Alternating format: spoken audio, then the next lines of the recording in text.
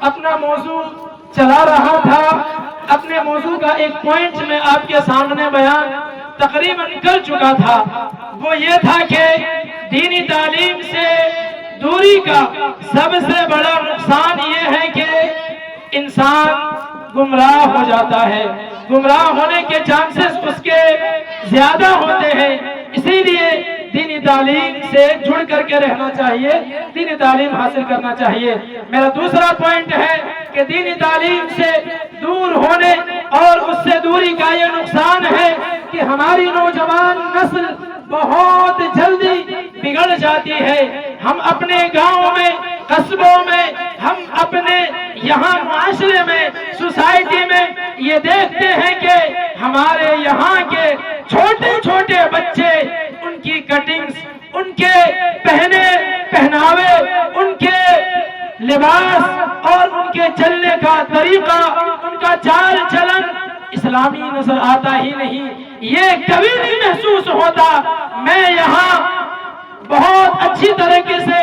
تمام لوگوں کو نوجوان کو جانتا ہوں۔ میری بات آپ لوگ 2 سال سے سن رہے ہیں، میں 2 سال سے صرف ایک ہی بات کہہ رہا ہوں کہ آپ اپنی اولاد کی فکر کیجئے۔ دینی تعلیم سے دور ہونے کا اور اس سے اپنے بچوں کو دور کرنے کا یہ نقصان ہے کہ ہماری نوجوان نسل نہ تو توحید جانتی ہے، نہ ان کو ایمان کا مطلب پتا ہے۔ اور اس کے ریزنز بھی ہیں، ان کے وجوہات بھی ہیں۔ سب سے بڑی وجہ یہ ہے کہ ہمارے یہاں کے والدین، سرپرست پیرنٹس بڑے لالچی ہوتے ہیں، بڑے لالچی قسم کے ہوتے ہیں۔ بچہ تھوڑا سا بڑا ہوا، 6 سال کا، 7 سال کا ہوا، پیسہ کمانے کے لیے ہوٹلوں کے اندر، کولکاتہ، تامل ناڈو، دہلی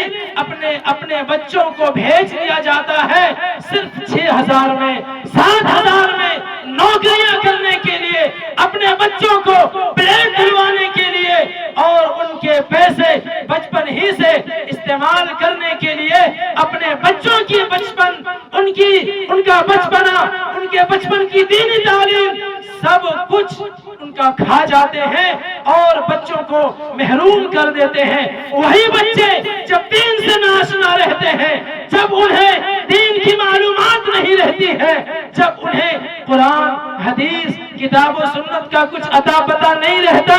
شادی ہو جاتی ہے، بیوی بھی ان پڑھ آتی ہے، بیوی کے بہکاوے میں آ کر کے جب وہی نوجوان اپنے ماں باپ کو مارتا ہے، گھروں سے نکالتا ہے، تب وہی ماں باپ دوڑ کر کے گاؤں کے گارجین کے پاس، مکھیا کے پاس، امام صاحب کے پاس دوڑے جاتے ہیں۔ ہمارا بچہ ہماری نہیں سنتا، کیوں سنے گا؟ بچپن میں تم نے اس کی تعلیم چھین لی، بچپن میں تم نے اس کا بچپنا چھین لیا۔ جب اسے کتاب و سنت کی تعلیم دینی چاہیے تھی، جب اسے یہ سکھانا چاہیے ہوتا ہے کہ ماں باپ کا مقام کیا ہوتا ہے، لوگوں کے ساتھ اٹھنا بیٹھنا کیسے ہوتا ہے، آپ نے اسے نہیں سکھا، آپ سکھایا۔ وہ بچہ آپ نے بھری دنیا میں، دنیا کی اس بھیڑ میں لے جا کر کے آپ نے اپنے بچوں کو بیچ انجان راستے میں لے جا کر کے چھوڑ دیا۔ وہ بیچارہ بچہ کبھی گرتا، کبھی اٹھتا، خود ہی سنبھلنا سیکھا، خود ہی راستے پہ چلنا سیکھا،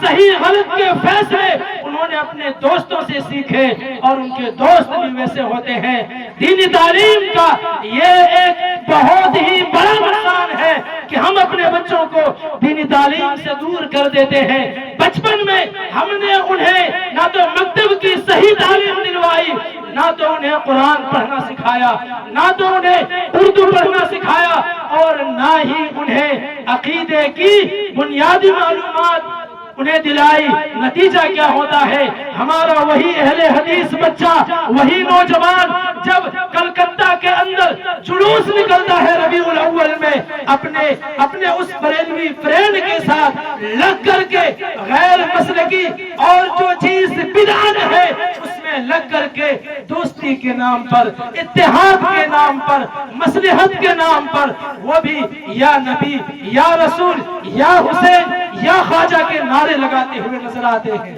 اس میں اس بچے کی غلطی نہیں ہے، غلطی ہماری ہے، والدین کی ہے، پیرنٹس کی ہے کہ جب اس بچے کی سیکھنے کی عمر تھی، ہم نے اسے کتاب و سنت کی تعلیم نہیں دلائی اور نہ ہی اسے سکھایا۔ یہ نتیجہ ہوتا ہے کہ جب وہ بچہ بڑا ہوتا ہے نہ تو ماں باپ کی سنتا ہے نہ تو معاشرے والے کی سنتا ہے، پھر نتیجہ کیا نکلتا ہے؟ کل کسی لڑکی کو لے کر کے بھاگ گیا، کورٹ میرج کر لیا، اسے کچھ نہیں پتا دین کیا ہوتا ہے، شریعت کیا ہوتی ہے، اس بچے کو کچھ نہیں پتا۔ وہ اپنی طرح سے ہیئر سٹائل بھی اپنے طریقے سے بناتا ہے، جس طرح کرکٹرز کو دیکھتا ہے، اپنے فلمی اداکاروں کو، ہیروز کو دیکھتا ہے، اسی طریقے سے اس کے سامنے جو ہوتا ہے، جس چیز کو دیکھ کر کے سن کر کے جس ماحول میں وہ بڑا ہوتا ہے اسی کو وہ کیپچر کرتا جاتا ہے، اور یہ فطری چیز ہے۔ ہم اپنے بچوں کو جس ماحول میں رکھیں گے، اگر ہم یہاں پیدا ہوئے ایک بچے کو کسی عربی ماحول میں لے جا کر کے چھوڑ دیے اور 5 سال کے بعد اس بچے کو ہم وہاں سے نکالیں گے، وہ بچہ یہاں کا ہونے کے باوجود عربی بولے گا۔ کیوں؟ وہ ماحول اس نے وہی پایا۔ ہم نے اپنے بچوں کو 7 سال میں 5 سال میں وہی ماحول دیا، کلکتہ کے اندر چھوڑ دیا، کینیا والا کام کرتا ہے، پلیٹ دھل کر کے اور استادوں کی بہت چیز کی گالی سن کے وہ بڑا ہوتا ہے، اور اس کے دل میں ماں باپ کے لیے دنیا اسے ویسے ہی نظر آتی ہے، سب کے لیے وہی چیز وہی تصویر اس کے دل میں چھپ جاتی ہے۔ محترم سامعین کرام، دینی تعلیم سے دور ہونے کا، اپنے بچوں کو دور کرنے کا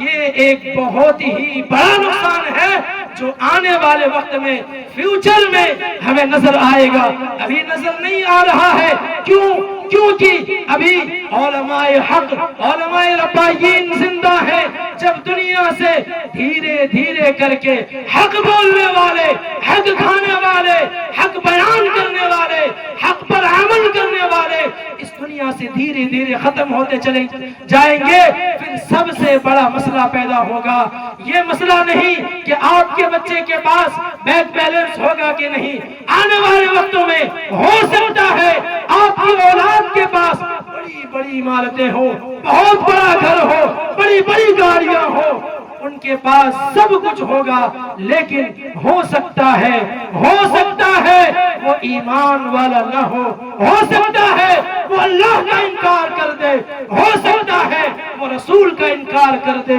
ہو سکتا ہے وہ ایمان اور عقیدے جیسی دولت سے ہاتھ دھو بیٹھے جس کے بنا کامیابی نہیں مل سکتی۔ اس دنیا سے ہم اگر جائیں، عمل میں اگر ہم تھوڑے بہت کوتاہ ہو، تھوڑی بہت کمی ہو، چل سکتا ہے، لیکن اگر آپ کا ایمان عقیدہ کمزور رہ گیا، غلط عقیدے کے ساتھ مشرک ہو کر کے، بدعتی ہو کر کے اگر آپ نے دم توڑا اور آپ کی آنکھ قبر میں کھلی تو پھر وہاں پہ کوئی چارہ نہیں ہے۔ اللہ رب العالمین نے قرآن مجید میں اپنے کلام میں اپنے کلام میں واضح طریقے سے یہ وارننگ دیتی ہے کہ شرک کی معافی نہیں ہے۔ اگر آپ تھوڑے بہت عمل کم کر کے گئے لیکن عقیدہ اگر مضبوط رہے گا تو کامیابی ملے گی انشاءاللہ، لیکن اگر یہ چیز ختم ہو گئی تو پھر میرے بھائیوں کامیابی نہیں ملے گی۔ اسی لیے جتنی فکر آپ اپنی اولاد کی، مال و دولت کی کرتے ہیں کہ ہمارے مرنے کے بعد ہماری اولاد کے پاس، ہمارے بچے کے پاس، ہماری بچیوں کے پاس اچھے خاندان ہوں گے کہ نہیں، اچھے گھر ہوں گے یا نہیں، ان کے پاس روپیہ پیسہ ہوگا کہ نہیں، اس سے کئی زیادہ فکر آپ اس بات کی کریں کہ ہم اپنے بچوں کا ایمان، عقیدہ، کلمہ توحید، دین کی بنیادی معلومات ہم نے انہیں کتنا سکھایا ہے۔ 2 سال سے میں یہاں دیکھ رہا ہوں، ایک ہی بات کہتا ہوں کہ اپنے بچوں کو مخرج کے ساتھ، اپنے بچوں کو تجوید کے ساتھ قرآن مجید سکھانے کی کوشش کیجئے، کیونکہ اگر آپ تجوید کے ساتھ اور صحیح طریقے سے قرآن نہیں پڑھیں گے تو اس میں آپ کو ثواب نہیں ملے گا۔ اللہ کے رسول نے فرمایا کہ قرآن کو اٹک کر پڑھنے پر دوہرا اجر ہے، غلط پڑھنے پر دوہرا اجر نہیں ہے۔ اگر آپ قرآن غلط پڑھتے ہیں، آپ کو ثواب نہیں مل سکتا۔ قرآن کریم کی ایک واضح مثال میں نے آپ کے سامنے رکھی تھی خطبوں کے اندر، آپ کو ہو سکتا ہے یاد نہ ہو، میں دوبارہ یاد دلاتا ہوں۔ قرآن مجید میں اللہ رب العالمین نے بڑی قاف سے بھی قلب کا استعمال کیا ہے، چھوٹی قاف سے بھی قلب کا استعمال کیا ہے۔ اگر آپ کو مخرج نہیں پتا، تجوید کی معلومات آپ کو نہیں ہے، جہاں دل کا معنی ہونا چاہیے، جہاں بڑی قاف سے قرآن کی تلاوت کرنی چاہیے، آپ کاف پڑھ کے نکلیں گے۔ جہاں دل کا معنی ہونا تھا، جہاں حرف کا معنی ہونا تھا، دل کا معنی لوگوں کے سامنے واضح ہونا تھا، آیت کا مفہوم نکلتا تھا، وہاں کتنا غلیظ معنی نکل کر کے آئے گا۔ چھوٹی کاف سے قلب کا معنی کتا ہوگا۔ میں نے آپ کے سامنے بڑی واضح مثال رکھی تھی خطبوں کے اندر۔ محترم سامعین کرام، اور بھی علماء کرام ہیں، میں سلسلی طور پر اپنے پوائنٹس کو گناتا چلوں۔ تیسرا پوائنٹ میرا یہ ہے کہ جب انسان دینی تعلیم سے دور ہو جاتا ہے تو پھر وہ حلال اور حرام کی تمیز بھول جاتا ہے۔ وہ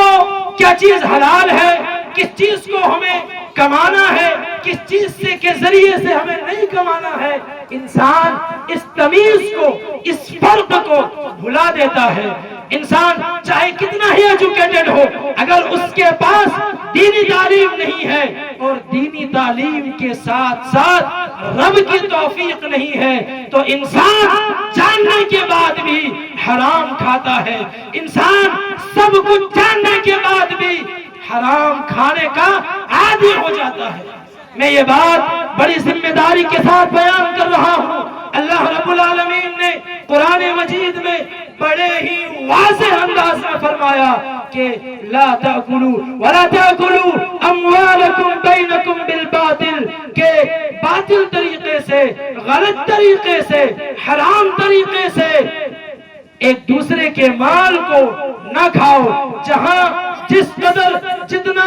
آپ کے لیے حلال ہے کھانا، آپ اتنا ہی کمائیے۔ ہمارے یہاں لوگوں کا ذہن بن چکا ہے کہ بس پیسہ ہونا چاہیے، پیسہ ضروری ہے زندگی کے لیے۔ یہ بات میں بھی مانتا ہوں،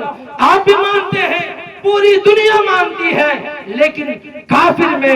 مشرک میں، دیگر اقوام میں اور دیگر قوموں میں اور ہم میں ایک فرق ہونا چاہیے۔ ہم مسلمان ہیں، وہ مسلمان نہیں۔ ہم اللہ اور اس کے رسول کو مانتے ہیں، وہ اللہ اور اس کے رسول کو نہیں مانتے۔ تو کمانے میں بھی ہمیں تمیز ہونا چاہیے، فرق ہونا چاہیے۔ ہمارے یہاں لوگوں کا بہت ہی خطرناک ذہن بنا ہوا ہے، بس دولت آنی چاہیے، پیسہ آنا چاہیے، چاہے وہ حلال طریقے سے آئے، چاہے وہ حرام طریقے سے آئے، ہمیں اس کی کوئی پرواہ نہیں۔ محترم سامعین کرام، اس دنیا میں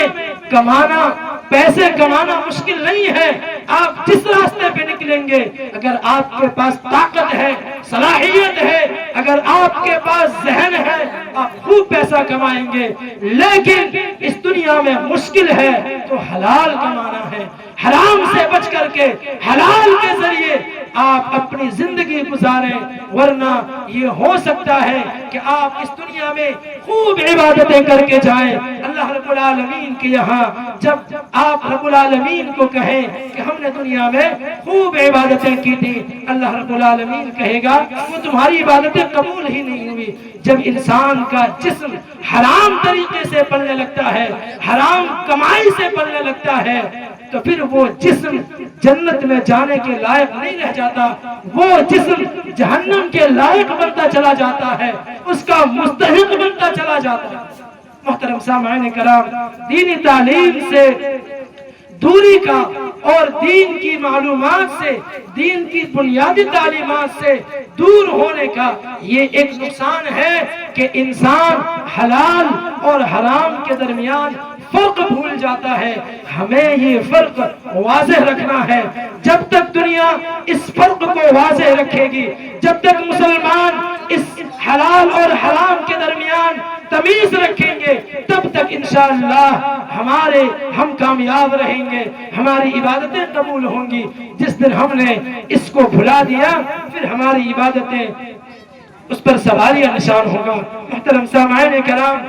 دینی تعلیم سے دوری کا ایک بہت بڑا نقصان ہمیں یہ بھی بھگتنا پڑتا ہے کہ ہمارے یہاں لوگوں میں جوش و جذبہ تو ہوتا ہے عبادت کرنے کا کہ ہم مسجد جائیں، خوب عبادت کریں۔ ابھی رمضان کا مہینہ آیا تھا، لوگ مسجد کی طرف گئے تھے، لوگ عبادت کرنے کے لیے اللہ کی بارگاہ میں گئے تھے، لوگوں کے اندر اللہ کے تئیں اللہ کے لیے محبت جاگی تھی، گرچہ وہ کچھ دنوں کے لیے ہی ہو، لیکن لوگوں کے اندر یہ جذبہ پیدا ہوا تھا، لوگوں کے اندر یہ جوش اور جذبہ پیدا ہوا تھا، لوگ مسجد گئے تھے، لیکن دینی تعلیم سے دوری کا یہ بہت بڑا نقصان اسے بھگتنا پڑتا ہے کہ ایک مسلمان مسجد تو جاتا ہے، ایک مسلمان وضو کر کے مسجد میں بیٹھتا تو ہے، نماز پڑھنا تو چاہتا ہے، قرآن کی تلاوت تو کرنا چاہتا ہے، لیکن اسے افسوس ہوتا ہے کہ بچپن میں اس نے نماز کا طریقہ نہیں سیکھا، اسے افسوس ہوتا ہے کہ اسے قرآن پڑھنا نہیں آتا، اسے افسوس ہوتا ہے کہ ہمیں نماز کی دعائیں آئی۔ دینی تعلیم سے دوری کا یہ بہت بڑا نقصان ہے کہ ہم چاہتے ہوئے بھی کچھ نہ کر پائیں، ہمارے دل میں یہ خواہش ہے، یہ امید ہے ہم رب کی عبادت کریں، ہم اپنے اس رب کو منائیں۔ ہم نے 11 مہینے اپنے رب کی خوب نافرمانیاں کی ہیں، 1 مہینے کم سے کم ہم رب کی عبادت کریں۔ ہو سکتا ہے اسی 1 مہینے کی توفیق سے، برکت سے ہمیں اور 11 مہینے مل جائے عبادت کرنے کو، لیکن ہم سب کچھ چاہتے ہیں، ہم مسجد تو جاتے ہیں لیکن ہمیں نماز کا طریقہ نہیں آتا۔ اور افسوس کی بات تو تب ہوتی ہے کہ ہمارے وہ نوجوان، ہمارے وہ ادھیڑ عمر کے نوجوان، وہ بزرگ، وہ خواتین، وہ مائیں اور بہنیں جنہیں قرآن پڑھنا نہیں آتا، جنہیں نماز کا طریقہ نہیں آتا، جنہیں نماز کی دعائیں نہیں آتی، وہ چاہتے ہیں سب کچھ کرے، لیکن افسوس تب ہوتا ہے جب وہ نہیں جانتے ہیں، پھر اس کے بعد وہ سیکھنا بھی نہیں چاہتے۔ محترم سامعین کرام، میں نے کئی مرتبہ فرمایا، کئی مرتبہ آپ کے سامنے یہ بات رکھی کہ اگر آپ نہیں جانتے ہیں، عمر کی کسی بھی پڑاؤ میں ہے، عمر کے جس بھی مرحلے میں ہے، اللہ رب العالمین کے یہاں بہانہ نہیں چلے گا۔ اللہ رب العالمین کے یہاں آپ دنیا میں بہانہ بنا دیتے ہیں، بچپن میں ہم نے تعلیم نہیں سیکھی، اب بڑے ہو گئے، اب سیکھنے کا من نہیں کرتا اور جانتے بھی نہیں، اور اسی طرح وفات ہو جاتی ہے، قبر میں چلے جاتے ہیں۔ محترم سامعین کرام، ابھی زندہ ہے، ابھی آپ زمین کے اوپر ہیں، آپ کے پاس موقع ہے، آپ کے ہاتھ میں موبائل ہے، آپ کے ہاتھ میں یوٹیوب چینل ہے، آپ کے یہاں علماء موجود ہیں، آپ کے یہاں امام موجود ہیں، سب کچھ ہونے کے باوجود آپ سیکھنا نہیں چاہتے، یہ آپ کی غلطی ہے، یہ پھر بہانہ نہیں ہوا، اللہ رب العالمین کے دربار میں یہ بہانہ نہیں چلے گا۔ محترم سامعین کرام، مسلسلی طور پر اپنی بات کو ختم کرتا چلوں کہ دینی تعلیم سے یہ جو نقصانات ہیں، اس سے بڑھ کر کے اور بھی نقصانات ہوتے ہیں کہ جب انسان دینی تعلیم سے دور ہو جاتا ہے، جب انسان قرآن و حدیث کی تعلیم سے دور ہو جاتا ہے، پھر وہاں پہ اس کے اندر بدعت و خرافات جنم لینا شروع کر دیتی ہے، پھر رسم و رواج کا چلن ہو جاتا ہے۔ ہمیں جو اچھا لگ رہا ہے، ہمارے بزرگ بوڑھے جو کر رہے تھے، ہم اسی پہ کر رہے ہیں، ہم وہی کام کر رہے ہیں۔ ہمارے یہاں جب قرآن و حدیث کی بات بیان کی جاتی ہے، ہم اسے قبول کرنا نہیں چاہتے۔ کچھ دن پہلے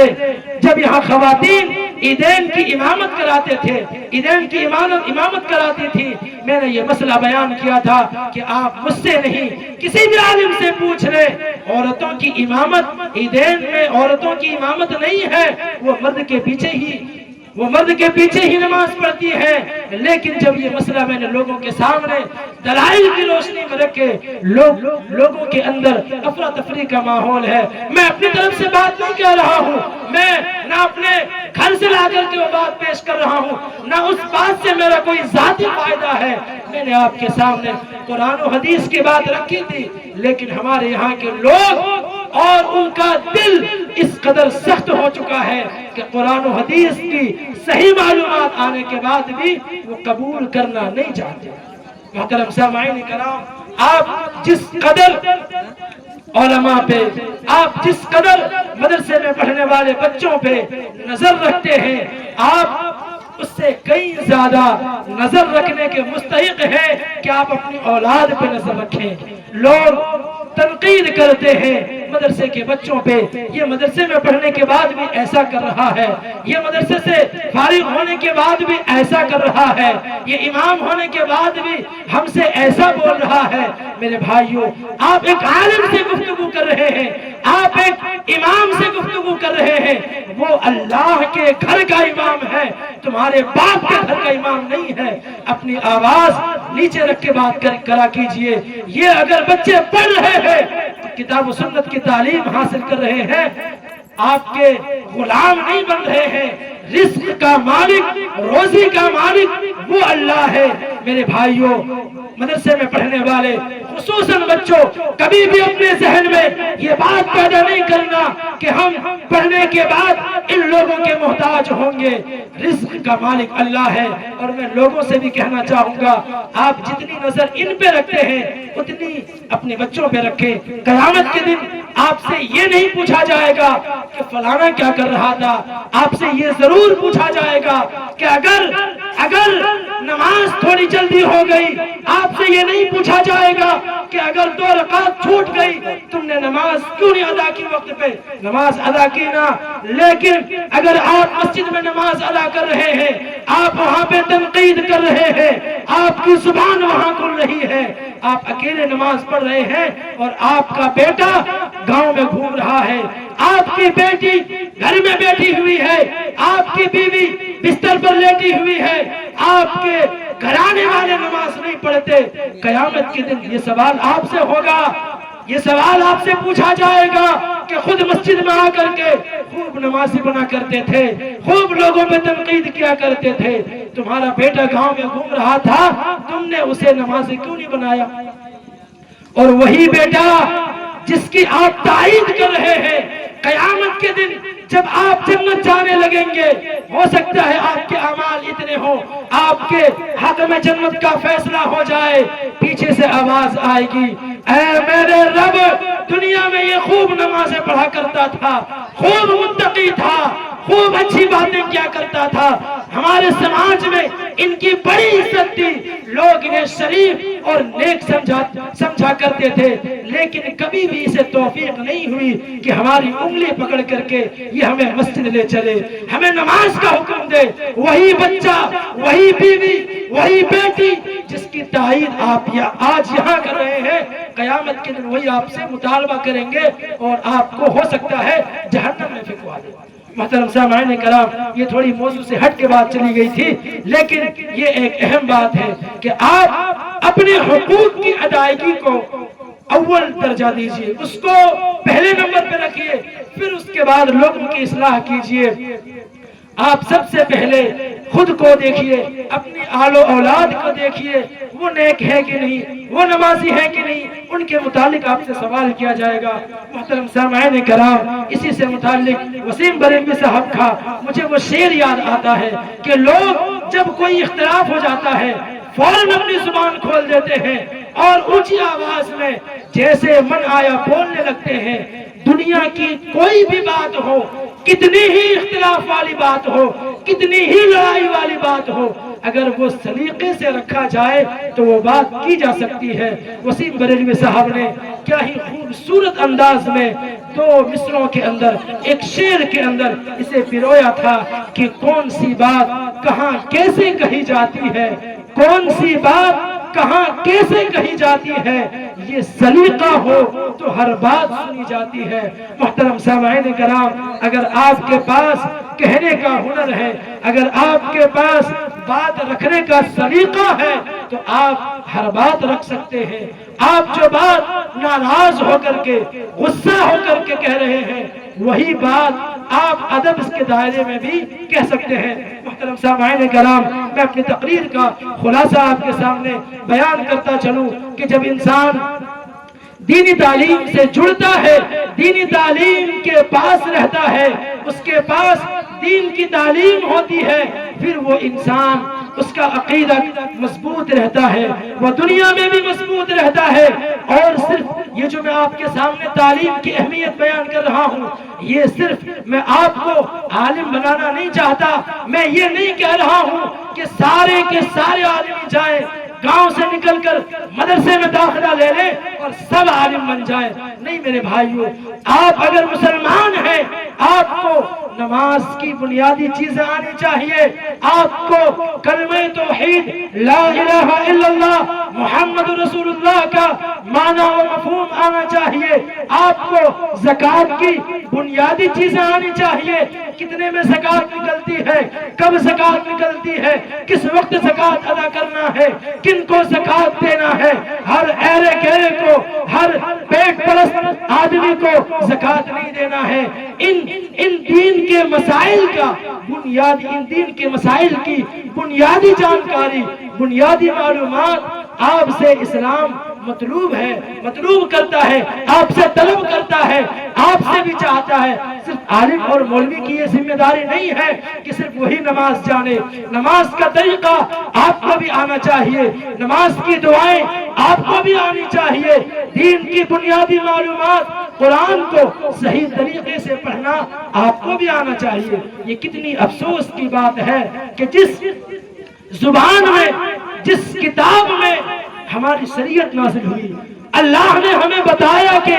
اسی کتاب کے مطابق اپنی زندگی گزارنی ہے، اس کتاب کے پڑھنے سے اتنا ثواب ملتا ہے، کتنا افسوس کا مقام ہے۔ ذرا سوچو میرے بھائیوں، اپنے دل پہ ہاتھ رکھ کے سوچنا، نوجوانوں کہ جنہیں قرآن پڑھنا نہیں آتا، قیامت کے دن جب رب العالمین آپ سے کہے گا کہ جس کتاب میں میں نے شریعت نازل کی تھی، جس کتاب میں نے دین کو نازل کیا تھا، اس کتاب کی ایک آیت بھی تمہیں تلاوت کرنے نہیں آئی، نہ تو تم نے کبھی سیکھا، نہ تو سیکھنا ضروری سمجھا۔ آج ہمارے ہاں دین سیکھنے کو انتہائی معمولی سمجھا جاتا ہے، اور لوگ ہر ایرے گہرے سے دین سیکھنا چاہتے ہیں۔ وہیں پر جب ہمیں 5 روپے کا سامان لینا ہو، دکان میں جاتے ہیں، دکان میں دیکھتے ہیں کہیں اس کا ڈیٹ تو ایکسپائر نہیں ہو گیا، وہاں وہ مال، وہ سامان اچھا نہیں لگا، دوسرے دکان کی طرف رخ کرتے ہیں، وہاں دیکھتے ہیں یہ سامان ہمیں اچھا لگا، تب وہ سامان خریدتے ہیں۔ 5 10 روپے اور 50 روپے کے سامان خریدنے کے لیے ہم اتنی محنت کرتے ہیں، لیکن جب بات دین کو سیکھنے کی آتی ہے، جب بات دین کی جانکاری کی آتی ہے، ہم ہر ٹوپی کرتا والے سے دین حاصل کر لیتے ہیں، وہ جو کچھ بھی کہہ دیتا ہے ہم آنکھ بند کر کے مان لیتے ہیں، ہم ان سے قرآن و حدیث کے دلیل کا مطالبہ نہیں کرتے۔ یہ اندھی پیروی ہے۔ اگر آپ کسی سے مسئلہ پوچھ رہے ہیں تو آپ اس سے دلیل بھی طلب کیجئے۔ محترم سامعین کرام، میں کہنا یہ چاہتا ہوں کہ اپنی آنکھ تھوڑی کھولیے، اپنے دماغ کو، اپنے اذہان و قلوب کو تھوڑا وسیع کیجئے۔ گاؤں سے نکل کر کے شہروں کی طرف ہمارے یہاں کے نوجوان جاتے ہیں، وہاں پہنچ کر آپ دیکھیں وہاں ایجوکیشن کا کیا ماحول ہے، لوگ پڑھ کر کے کس ڈگری پر فائز ہو کر کے اپنی بہترین زندگی گزار رہے ہیں۔ آپ دین کی بنیادی جانکاری حاصل کرنے کے بعد آپ ایڈوکیٹ بنیے، آپ پولیس بنیے، آپ انجینئر بنیے، آپ ڈاکٹر بنیے، آپ سب کچھ بنیے، لیکن پہلے دین کی جانکاری حاصل کر لیجئے بنیادی، پھر اس کے بعد آپ سب کچھ پڑھیے۔ جاہل رہ جانا یہ بہانہ نہیں ہے، یہ معذور، یہ عذرت نہیں ہے کہ ہم جاہل رہ گئے، ہمیں پڑھنا لکھنا نہیں آتا، نہ تو ہم سیکھے۔ میرے بھائیوں، اپنے دماغ کو، اپنے ذہن کو تھوڑا وسیع کیجئے، خود بھی تھوڑا یہاں سے نکل کر کے اپنے دل و دماغ کو روشن کیجئے، اپنے بچوں کی زندگی کی فکر کیجئے، خصوصاً ان کے عقیدے کی فکر کیجئے کہ ہم اپنے بچوں کو دین کی تعلیم دیں۔ ابھی مدرسے کھل رہے ہیں، آپ یہاں سے 2-4 بچے تیار ہو چکے ہیں، وہ تیار ہو رہے ہیں، اور انہی مدرسوں کی دین ہے، بدولت آج میں آپ کے سامنے کھڑا بیٹھ کر کے کچھ باتیں کہہ رہا ہوں۔ کل کو ایک دن آئے گا آپ کے گاؤں کا نوجوان آپ کے سامنے بیٹھ کر کے دین کی باتیں آپ کو بتائیں گے، اور پھر یہاں سے اور بھی نوجوان نکلیں گے۔ آپ یہاں سے اپنے بچوں کو نکالیے، کیونکہ ایمان اور عقیدہ سیکھنے کی ابھی ایک ہی جگہ ہے اور وہ دینی مدارس ہے۔ آپ ان کا خیال رکھیے اور اپنے بچوں کو وہاں ڈالیے۔ کم سے کم اپنے گھر سے ایک بچے کو ڈالیے، نہیں ڈال سکتے آپ اپنے گاؤں سے کچھ بچوں کو چن کر کے وہاں ڈالیے، لیکن اپنے بچوں کی ایمان عقیدے کی اپنے دین کی فکر کیجئے اور اس تعلق سے اپنی زندگی کو تھوڑا حساس بنائیے۔ اس دنیا میں اگر ہم آئے ہیں تو صرف کھانے پینے نہیں آئے ہیں، ہر آدمی آتا ہے چاہے وہ پڑھے نہ پڑھے، چاہے ان کا ایمان عقیدہ مضبوط ہو نہ ہو، چاہے وہ کافر ہی کیوں نہ ہو، وہ ایک وقت کے لیے آتا ہے، اپنے پیریڈ کا ٹائم، وہ لمحہ، وہ وقت وہ گزارتا ہے، پھر اسے چلا جانا ہے۔ ہم بھی آئے ہیں، ہمیں بھی وقت گزارنا ہے، ہمیں بھی جانا ہے۔ ہمیں تھوڑی ہوشیاری دکھانی ہے، ہمیں تھوڑی چالاکی دکھانی ہے کہ ہم آئے ہیں تو یوں ہی نہ چلے جائے، ہم آئے ہیں تو اللہ اور اس کے رسول کی تھوڑی بنیادی معلومات حاصل کریں، اپنے بچوں کی فکر کریں، ہمارے جانے کے بعد ہماری نماز جنازہ ہمارے بچے پڑھا سکے، کم سے کم اتنی تو توفیق اپنے بچوں کو دے جائیے، اتنی جانکاری دے جائیے، ہمارے مرنے کے بعد ہماری اولاد ہمارے لیے دعا کرے، کم سے کم اتنی تو اپنے دل میں احساس پیدا کریے۔ اپنے بچے اور بچیوں کے ایمان کی فکر کیجئے اور انہیں نمازی بنائیے، خود نمازی بن جانا، خود نیک بن جانا، خود متقی بن جانا، خود تہجد گزار بن جانا بڑا کام نہیں ہے، بہت بڑا تیر نہیں مار لیتے آپ اپنے ساتھ ساتھ اپنے گھر والوں کو لے کر کے کتنا چلتے ہیں، یہ مہارت ہے، یہ کامیابی ہے۔ اسی لیے میرے بھائیوں، یہ میرا آپ سے اپیل ہے، گزارش ہے کہ آپ اپنے ایمان کی، اپنے دین کی خود بھی فکر کریں اور اپنے بچوں کے ایمان کی، اپنے گھر والوں کے ایمان کی، ان کے دین کی فکر کریں۔ آخر میں رب العالمین سے دعا گو ہوں کہ رب کریم تو ہم تمام مسلمانوں کو ان کہی گئی باتوں پر عمل کرنے کی توفیق دے، آمین۔ رب العالمین تو ہم تمام مسلمانوں کو کتاب و سنت اور دین سے،